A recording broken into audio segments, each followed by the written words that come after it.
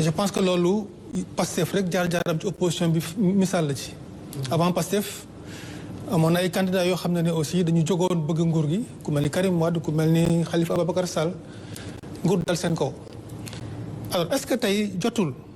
au-delà du statut de l'opposition du chef de l'opposition bi ñuy waxee tout le temps est-ce que jotul ñu wax nguur ak opposition waxtaan pour rataxal seen diggante ba opposition mun a challenger nguur bi comme il faut nguur bi aussi di exercer le pouvoir comme il faut jafe-jafe yooyu ñu dépassé ko en fait. d'accord naa ci yow ñun suñu jaar-jaar je crois que xam nañu ne jafe-jafe yi opposition di am ci dëkku Afrique yi man nag xam naa ne bu dee man rek galgaluñ duñ fi galgal benn opposant boo xam ne dañ koy galgal parce que dañuy bañ mu compétir parce que en définitive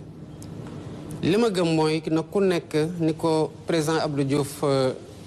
doon waxee ma koy ñaanal yàlla may ko wér-gu-yaram ak gudd fan jàkka jaa ngi noonu ku ne na noot bu ñu ko waxee depuis multipartisme intégral ba tey foog naa ne Sénégal li fi nekk ci ay parti politique kenn xamul nu mu toll récemment ci élection législative yi fi ñu waroon mën a defee ci waxtaan kese une économie de 7 milliards defuñu ko lu tax parce que parti politique yu bari liste yu bari ñu ne leen nañu fexe ba réduire bulletin bi mu bañ a nekk bulletin bu mag buñ ko defee bulletin bu ndaw dinañ def économie 7 milliards ñoom opposition bi ñu waxtaan ne non bu ñu ko defee parce que dañu waxoon nañ def loolu def photo ci tête de liste bi kese ñu ne bu ñu defee photo Ousmane Sonko nekk ci def ñuy gagné mais photo Ousmane Sonko nekk ci te Ousmane Sonko kii liste bu mu dirigé woon gagné na leen gagné gu metti mais derrière le Sénégal a dépensé 7 milliards yoo xamante ne mënoon na ñàkk ci waxtaan pourtant on leur a tendu la main man j'ai saisi le conseil constitutionnel pour xool ndax mënoon naa ko def conseil constitutionnel ne ma ci li yoon wax mënoo ko def ma xam ne mënumaa wàcc yoon ma nangu ko. Le statut de l'opposition c'est dans la constitution nii waroon na fekk loi am bu yàgg parce que 2016 la ba tey léegi mu def fukki at yoo xamante ne constitution wax na statut de l'opposition am ñi fi nekkoon teguñu ko.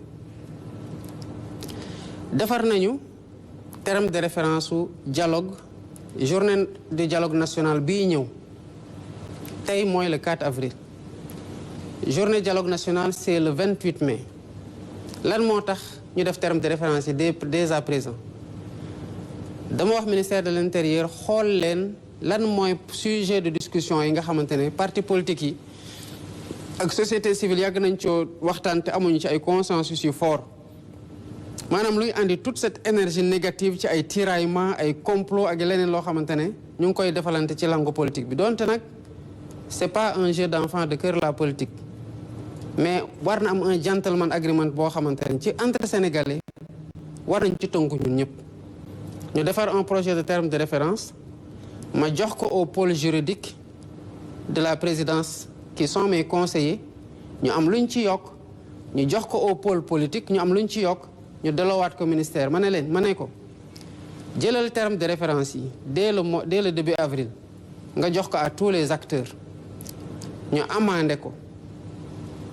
ñi nga xamante ne amuñu ci amendement nañu def seen contribution répondre la ñi ci am amendement ñu def seen contribution yokk ci amendement yi def contribution ci amendement yi ñu jox leen weer pour que dans la préparation organisation travaux yi parce que boo daree dajale politiciens ngi ni mu leen xamee ñu ñëw dans le cadre d'un dialogue qui doit être encadré dans le temps parce que c'est un coût aussi bëgg a waxtaanee lépp en même temps de façon brute mën na am conduite travaux yi jafe te pourtant y a beaucoup de choses yoo xamante ne buñ ci waxtaanee ba teg yàgg na noonu lañ koy defee ak société civile def leen ko ñoom jox leen ko lu tax may def loolu li tax ma koy def parce que dama gis na ñun malgré lu ñu dajloo yëpp ak lu ñu xeex yëpp ak lu mu jural Sénégal yëpp ak sénégalais yi mais bu ñu demee ba sénégalais yëpp jàpp ci ba ñu forcer élection am lan moo xew sénégalais yi dañoo xëy le dimanche 24 mars ndekki ba suur sangu ba set solo ba rafet dem voter dox ndànk dem seen kër di xaar résultat yi ngoon jot ñu proclamer résultat yi ñu dóor xam ne dóor nañ leen ñu féliciter ki leen dóor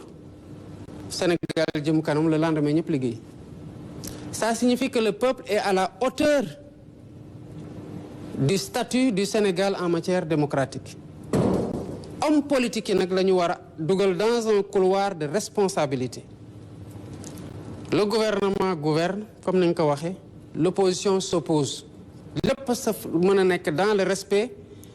et dans la sanctuarisation des questions yoo xam ne dañuy xam ne lii kat du lu war a nekk ay xiiroo ak ŋaayoo ci langue politique bi. loolu war nañu mën a déggu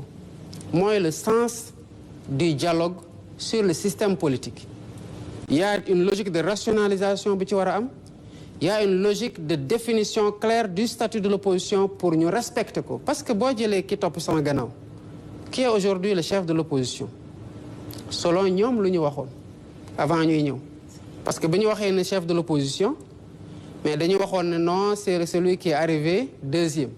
boobu ñun majoritaire nañu ba dialogue amoon na fi sax sama prédécesseur gëstu jox parole kenn ne ko chef de l'opposition kon suivant seen logique le chef de l'opposition aujourd'hui mooy ki ñëw sama gannaaw directement mais kooku lu mu am ci voix sénégalais yi ko votel ak boo cumuler les 46% de l'électorat yi voté wul mais c'est pas parce que seen candidat gañewul que amuñu baat ci réew mi dañu am baat ci réew mi ceux qui ont voté contre Diomaye on voit au chapitre dans le champ politique selon nag ni ñu ko organiser suivant nos règles loolu lu ma accepté la te ñun gouvernement bi loolu la ñu accepté bu ñu nekkee ci opposition bi dafa am lu ñu askanoo maanaam dugal ko ci suñu ADN mooñaa lañ ko suñu bopp ak suñu militant mooy le débat technique politique sain ba keroog buñ ñu bëggee faagaagal nag ñu xam ne bu ñu résisté wul dañuy faagaagal ci rek dama maa fi toog maa fi war a toog yéen bokku leen ci te ñuy ay sénégalais ñun ñëpp moo waral loolu li am yëpp am soxlaatuñu loolu parce que le Sénégal est déjà subir na lu bari ci contre ko ci loolu mais alhamdulilah le peuple a été à la hauteur def na lu mu war a def ba fu mu toll nii woy wiñ ci am mooy woy gu rafet nañ ko sàmm te c'est le sens du dialogue auquel j'appelle le 28 mai am yaakaar que acteurs dinañ ci répondre sans suspicion avec le même niveau de responsabilité bi ñu leen ciy woowee. am na solo loolu monsieur le président toujours ci wàllum politique bi ma bàyyi Mohamed Diallo bu Senweb mu poser question s'il vous plaît une question monsieur. Monsieur le président si wàllum réforme institutionnelle waxoon ngeen fi poste vice-président fan ngeen si toll ak renforcement des pouvoirs du premier ministre. Il y a une série de réformes parce que bi ñu jógee ci assises nationales yi assises sur la justice am na ay consensus yu bëri yoo xam ne partant de ce qui a été déjà fait comme travaux parce que nañu fàttali ko en 2013 il y a eu le rapport de la commission nationale de réforme des institutions commission boobu am na loo xamante ne digle woon nañu ko te bokkoon nañ ci lu ñu digle woon ñu gën a rééquilibrer les pouvoirs entre les différents pouvoirs waaye au sein du pouvoir exécutif loolu moo nekkoon l'idée de la vice-présidence ci buñ koy proposer ak ci niñ ko waroon fale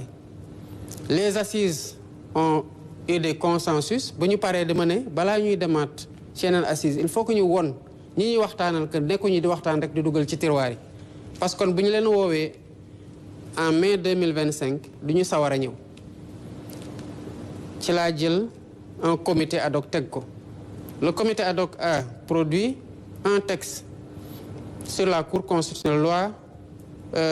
organique sur la Cour projet de loi organique sur la Cour constitutionnelle ak projet de révision de la Constitution ak yeneen projet de loi ak décret ñu ngi koy xoolaat di ci waxtaan sur la répartition des pouvoirs au sein de l'exécutif ak nu ñuy encadrer tous les pouvoirs gën a renforcer yeneen yi sous ce rapport-là les travaux se poursuivent te balaa muy yàgg dinañ ko teg ci table bi sénégalais yi waxtaaniñ ko ñu déggoo ci voté ko et on migre vers un nouveau vers une nouvelle organisation institutionnelle kon li nga xamante ne digle woon nañu ko ñu ngi ci te ñu ngi ciy avancé. référendum lay nekk wala.